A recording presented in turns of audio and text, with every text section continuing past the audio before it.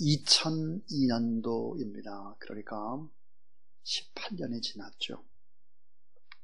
11월 17일에 저는 인도 뉴델리를 거쳐서 2주 동안 아프가니스탄을 다녀왔습니다. 여러분 알다시피 죽음의 고비를 넘기고서 한국 땅에 돌아올 수 있었습니다. 그 뒤로 10개월의 시간이 흘러가고 2003년도 8월 17일 날 목요일 아침에 저에게 메일 한 통이 들어왔습니다. 아프가니스탄 카불에서 서기용 선교사님이 보낸 메일입니다. 그 메일을 원문 그대로 읽어드리겠습니다. 주 안에서 사랑과 존경을 드립니다. 늘 기도해 주시고 힘써 주셔서 감사를 드립니다. 지난 7월 우르즈간 지방을 다녀온 후 주님께 주시는 놀라운 확신을 갖게 되었습니다.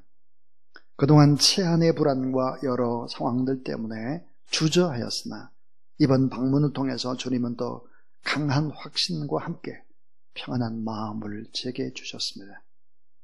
주님은 늘 우리 마음에 합한 일들, 우리가 하기 쉬운 일들만 하게 하는 분이 아니며 주님은 때로 우리가 원하지 않지만 강권적으로 주의 일을 하시도록 하시는 경우가 있음을 이번 방문을 통해서 느끼게 하셨습니다.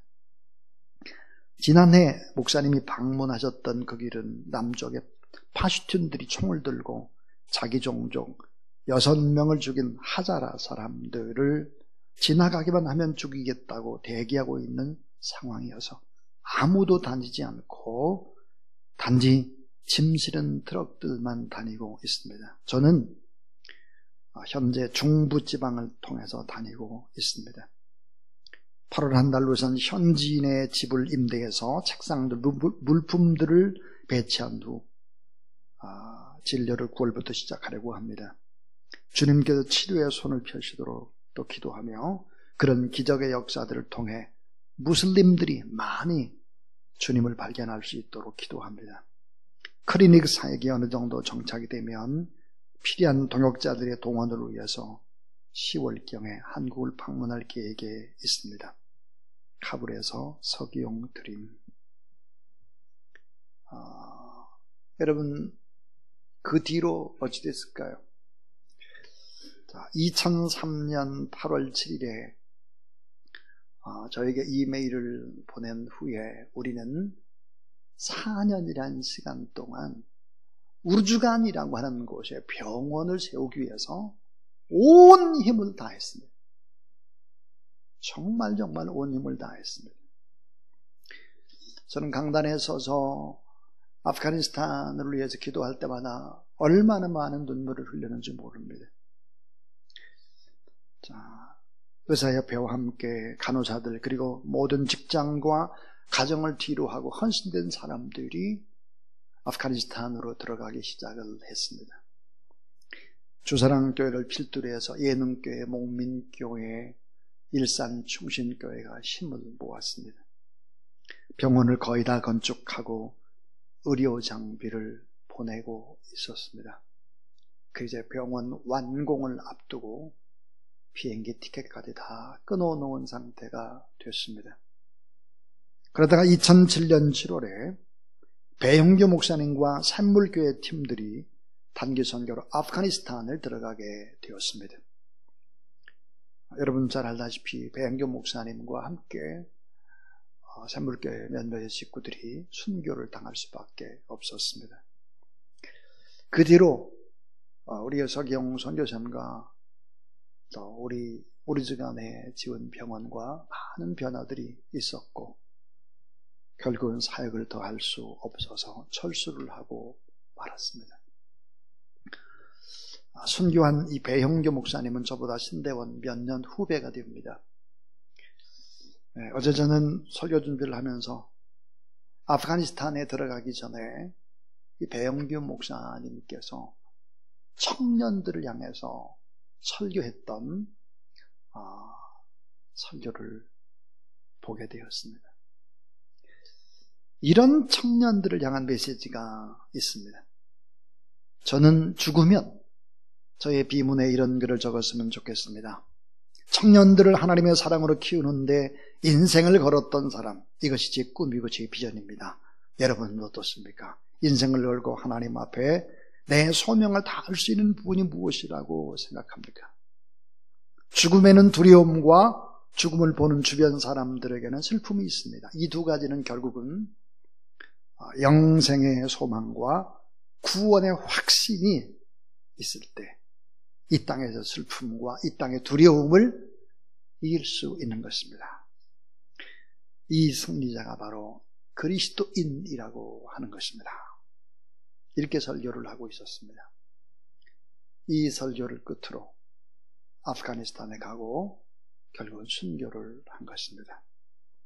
사랑하는 여러분, 오늘 저는 선교의 축복 그런 제목으로 두 번째 설교를 하려고 합니다. 1부 예배 때 첫 번 했고 지금 두 번째 설교입니다.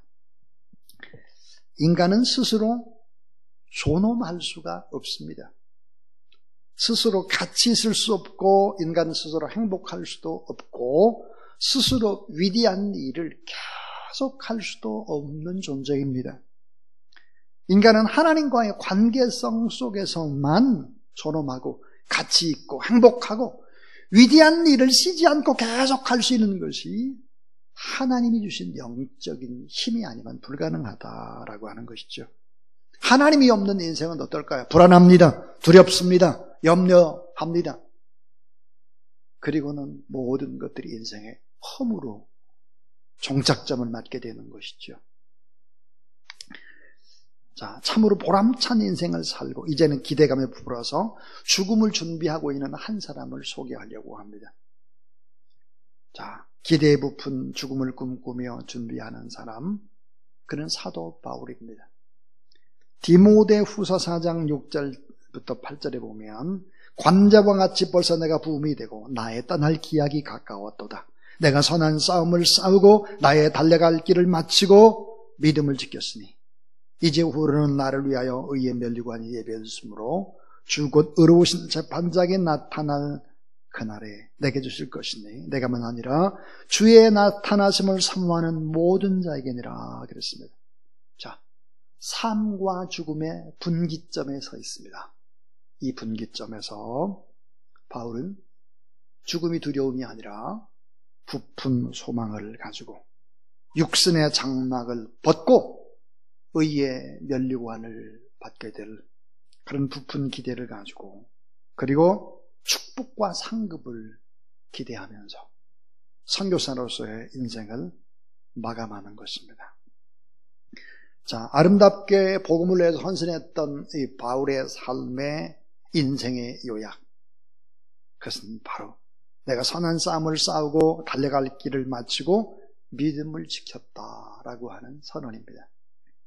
이 사도 바울의 헌신적인 그 삶의 이력서요, 유언적인 메시지. 나는 선한 싸움을 싸웠습니다. 나는 달려갈 길을 다 달렸습니다. 나는 믿음을 지켰습니다. 자, 제가 달려갈 길을 다 달렸습니다. 주님, 제가 선한 싸움을 다 싸웠습니다. 주님, 제가 믿음을 지키며 지금까지 살아왔습니다. 이런 고백, 참 이런 고백을 하고 주님 곁으로 다가갈 수 있다면 이게 얼마나 축복일까 하는 것입니다. 여기 믿음을 지켰다는 의미가 뭘까요? 자, 저는 믿음을 지켰습니다. 그것은 믿음을 지켰다는 원어적인 의미는 마음이 변하지 않았다라는 것입니다. 한 번 드린 그 마음이 변하지 않았다. 하지만 끝까지 견디어냈다라고 하는 것이죠. 자, 로마서 우리는 그동안에 8월달 내내 로마서를 보았습니다. 이제 로마서의 맨 마지막 장 16장입니다.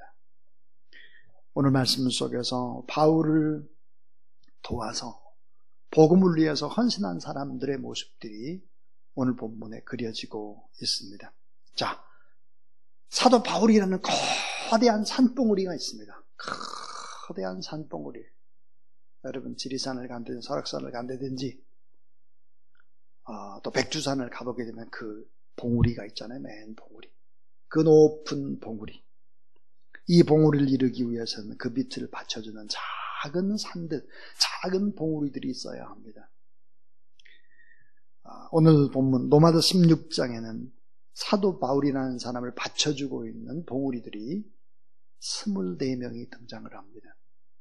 그래서 성경 전체로 훑어를 보면 이런 봉우리들이 몇 개 있느냐? 61개였습니다. 61명이 있었고요. 자, 똑같이 61명이 시작을 했지만 6명은 배반을 했고 55명은 끝까지 바울 곁을 지키는 산봉우리였습니다. 근데 오늘 본문에 24명의 이름이 열거되고 있죠. 자, 오늘 말씀에 사도 바울의 동역자라고 소개하고 있는 이 브리스가와 아굴라가 나옵니다. 자, 우리 아까 3절 요절을 읽어봤죠. 자, 4절을 보면 그들은 내 목숨을 내어 자기들의 목까지도 내어놓았나니 나뿐 아니라 이방인의 모든 교회도 그들에게 감사하느니라. 또 저희 집에 있는 교회에도 문안하라. 내가 사랑하는 에벤네도에게 문안하라. 그는 아시아에서 그리스도께 처음 맺은 열매니라 그랬습니다. 자, 동역자 그랬습니다. 동역자. 근데 놀랍게도 오늘 말씀에 보니까 내 목숨을 위해서, 바울의 목숨을 위해서는 자기들의 목도 내놓았다 그랬습니다. 자, 자기의 목까지 내놓았다라고 하는 이 원어적인 의미가 뭘까? 그것은 도끼 아래 자신들의 목을 내놓았다라는 뜻입니다. 자, 바울이 내 동역자다. 나와 함께한 동역자다. 나의 형제 같은 동역자다. 이런 표현들을 쓴 사람이 6명이 나오죠. 6명. 그 6명은 누구일까요? 오늘 본문에 나오는 브리스가와 아굴라, 그 다음에 디모데, 디도, 마가, 그 다음 아리스타고와 누가입니다. 자, 나의 동역자라고 하는 뜻이 뭘까요? 나의 동역자라고 하는 것은 그리스도의 심장을 가지고 있는 자, 나와 같은 심장을 가지고 있는 자입니다. 전심으로 주님께 헌신하고 고난도 감수하고 마지막에 예수 그리스도의 영광을 함께 누릴 사람, 나의 동역자, 이렇게 얘기하고 있습니다. 아름다운 헌신된 부부 브리스가와 아굴라 부부의 이름은, 이들은 어찌했을까? 이들은 어떻게 돼서 바울을 만났을까? 고린도에서 만났습니다. 고린도에서 천막을 만드는 업에 종사하고 있던 중에 여기서 바울의 전도를 받았고, 그 뒤로부터 열심히 복음을 전가하는 일에 헌신을 합니다. 그래서 사도 바울은 정말 이 부부를 너무너무 자랑스럽게 여기고 동역자로 여기면서 바울이 갈 때는 꼭 같이 가기도 하고, 바울이 부탁을 할 때는 바울보다 먼저 가기도 하고, 늘 바울 곁에서 주의 나라와 주의 복음을 위해서 헌신했던 사람들입니다. 이들은 어떻게 교회와 바울을 위해서 헌신했을까 하는 겁니다. 오늘 이 시대야말로 정말 주의 나라를 위해서, 복음을 위해서, 교회를 위해서 정말 헌신해야 될 그때가 바로 오늘이 아닌가 하는 생각이 듭니다. 자, 어떻게 헌신했을까요? 3가지 얘기를 하려고 하는데, 첫 번째입니다. 첫 번째는 자기 집을 교회로 바쳤습니다. 자기 집을 교회로 바쳤어요. 교회로 제공을 했습니다. 원래 초대교회의 시작은 가정교회였죠. 자기 집을 예배당으로 내놓는 아름다운 역사, 자랑스럽게 초대교회의 역사가 헌신의 역사였다 하는 것입니다. 헌신. 저는 이 설교를 준비하면서 주사랑교회라는 이 교회가 세워지기까지 얼마나 많은 사람이 헌신했는가. 저는 평생에 기도하는 사람들이 있습니다. 이 강단에서 언제나 이 교회를 위해서 애쓰고 수고한 자들입니다. 또 지금 수고하고 있는 사람들이죠.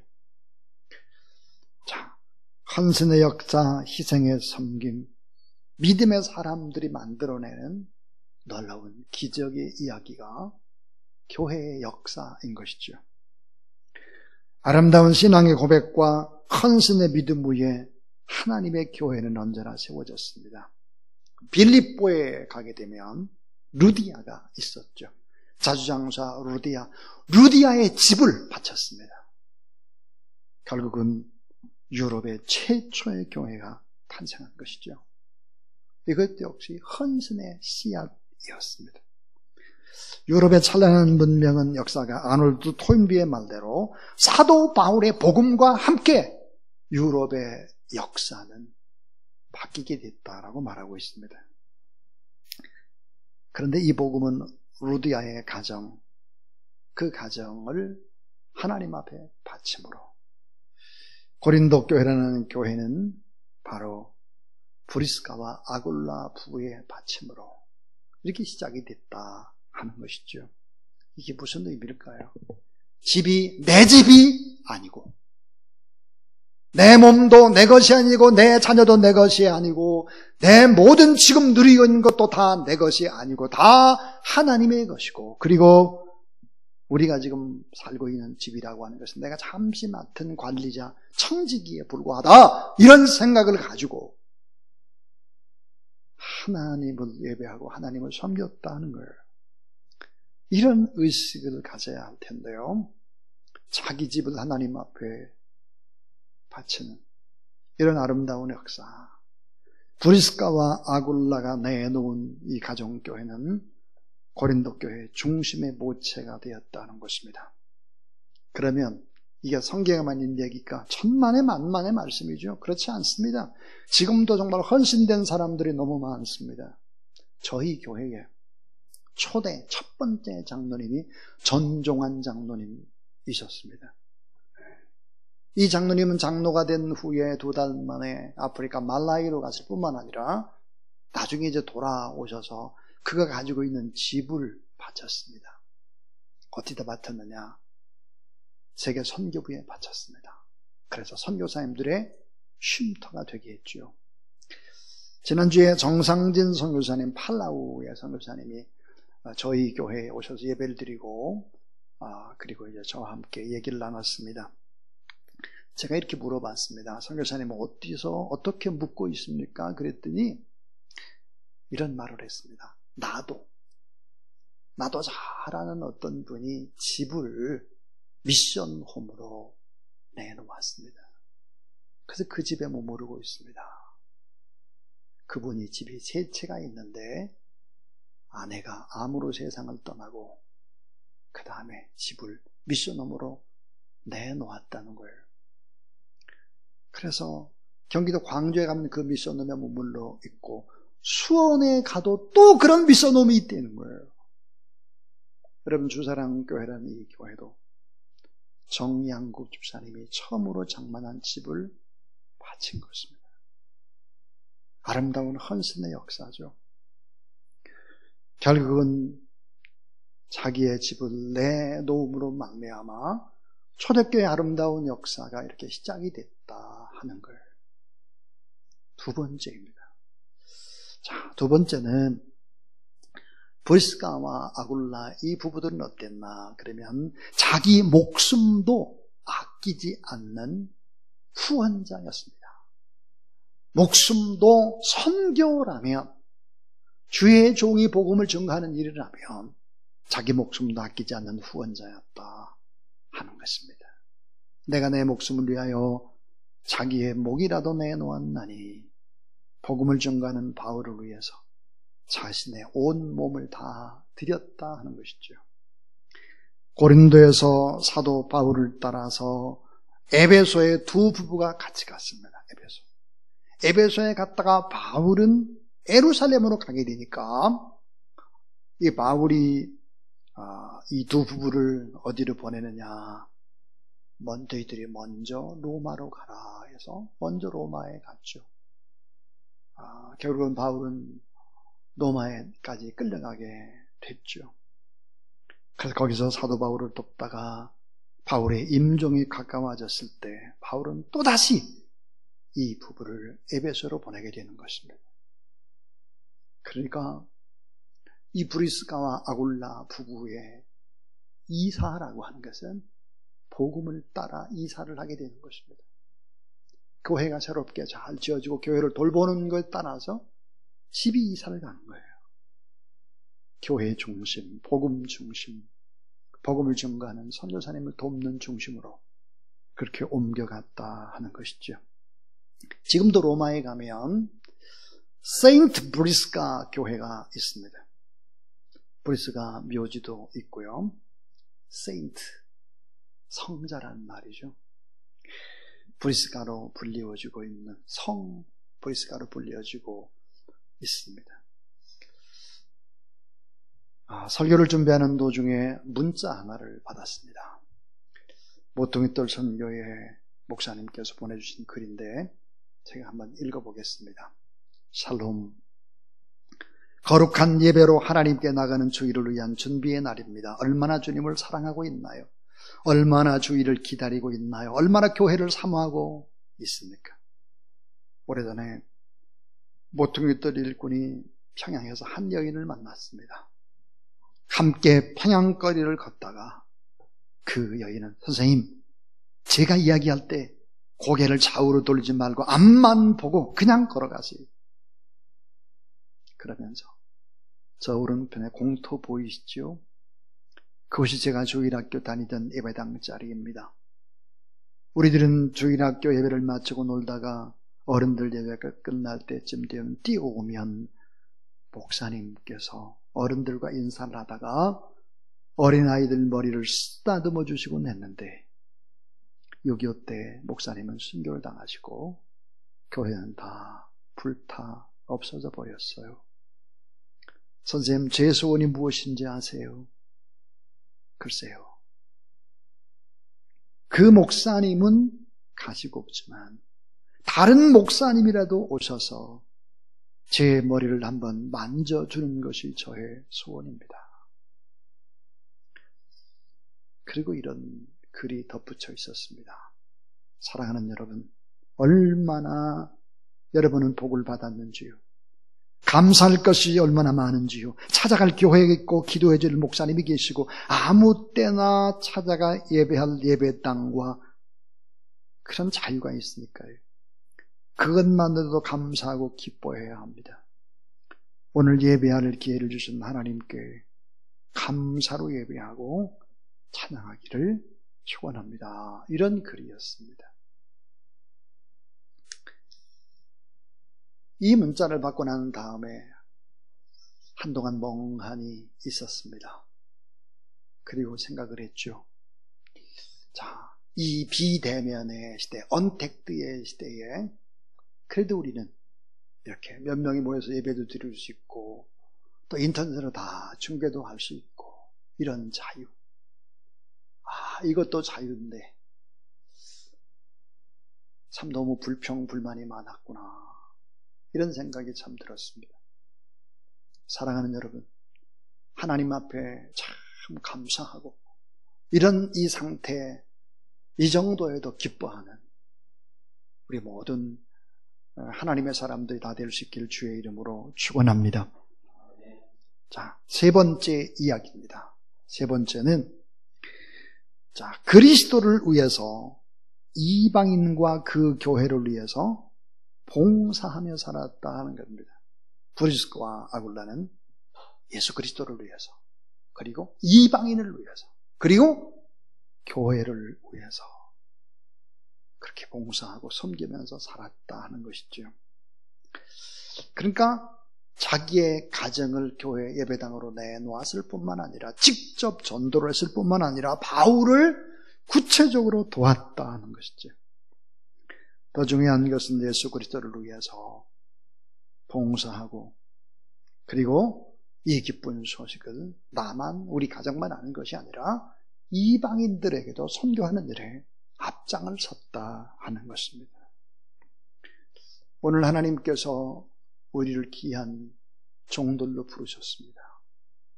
음악을 하는 사람은 음악으로 봉사를 하고 또 기술을 가진 기술로 하고 또 학문 있는 사람은 그 학문으로 하고 또 그것보다도 몸으로 봉사하고 땀 흘리고 그런 보이지 않는 곳에서 수고하는 사람들이 참 많죠.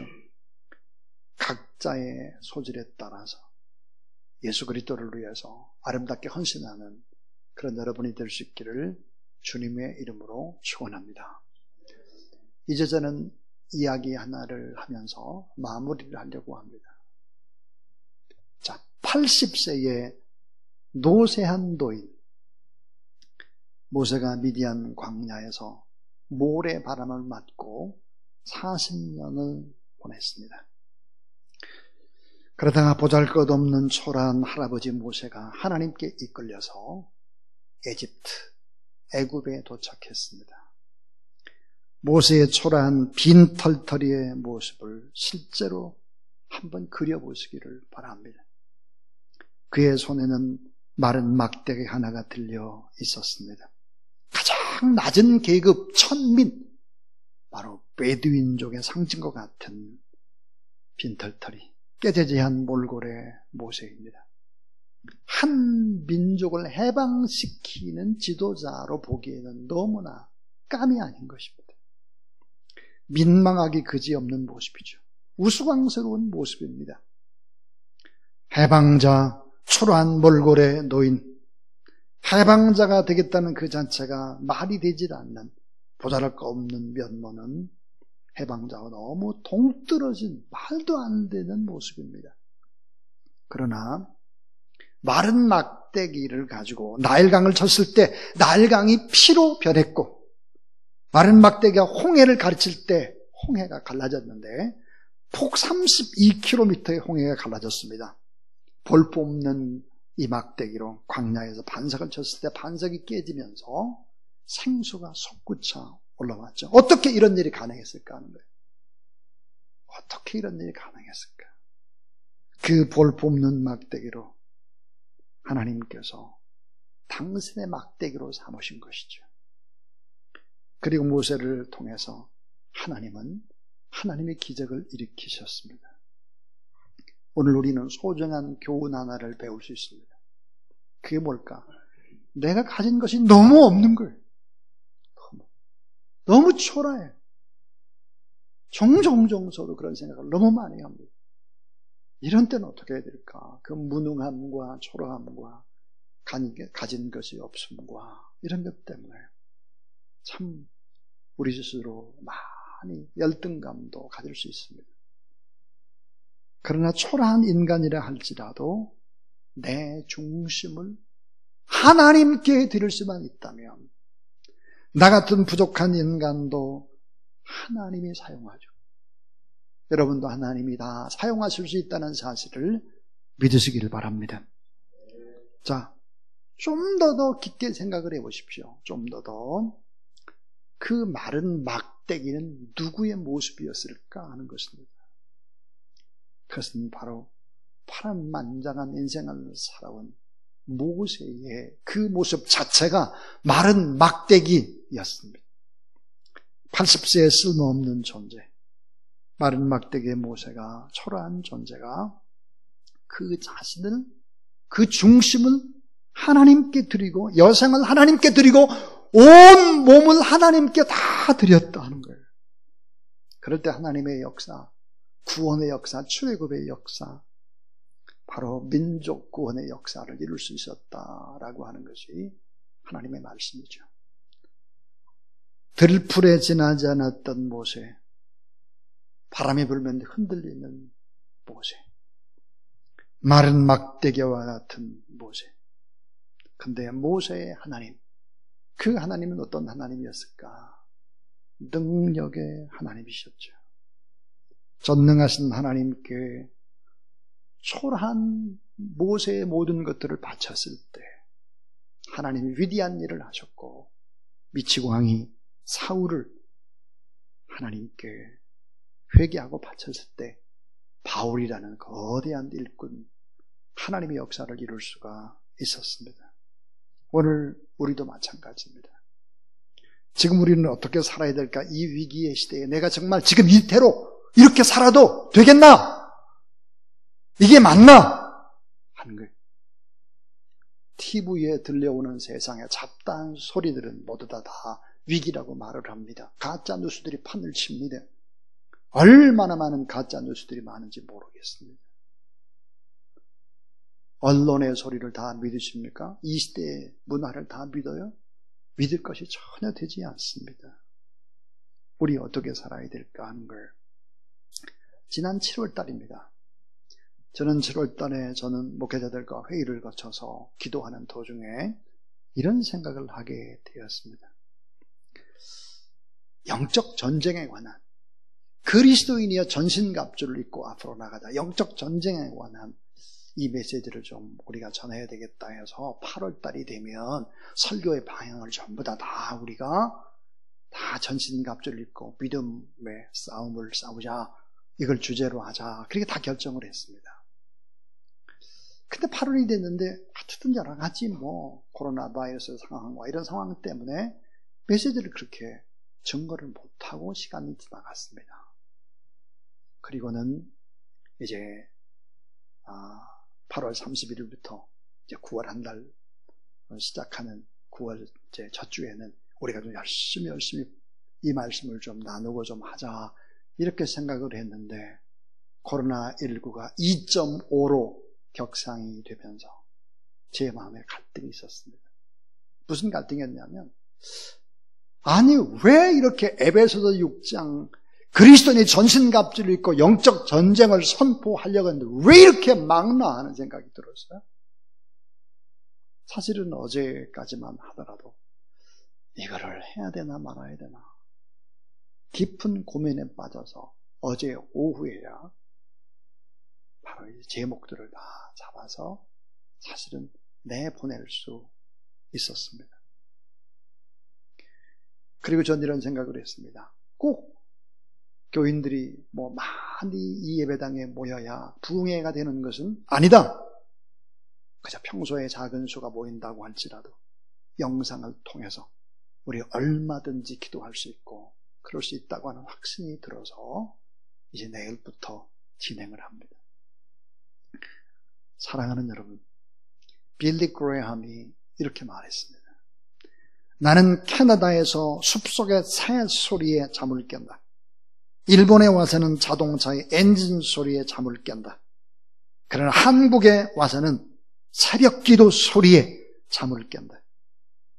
새벽에 기도하는 나라 한국은 분명 미래의 세계의 희망이다 라고 빌리 그레이함이 그렇게 말했습니다. 빌리 그레이함은 돌아가셨죠. 저는 믿습니다.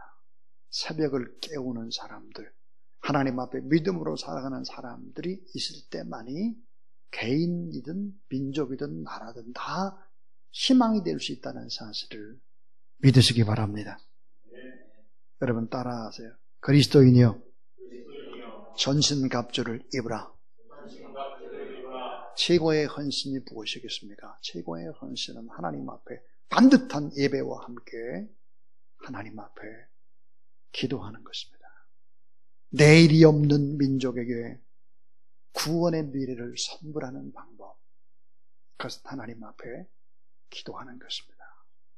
세상 모든 민족이 구원을 얻기까지 쉬지 않으시는 주님, 그 주님의 모습을 바라보며 오늘도 믿음의 거룩한 길을 걸어가는 믿음의 용사들이 다 되고 또 복음을 전가하는 선교자에게 하나님은 다 놀라운 축복을 예비하고 계심을 믿으시기를 바랍니다.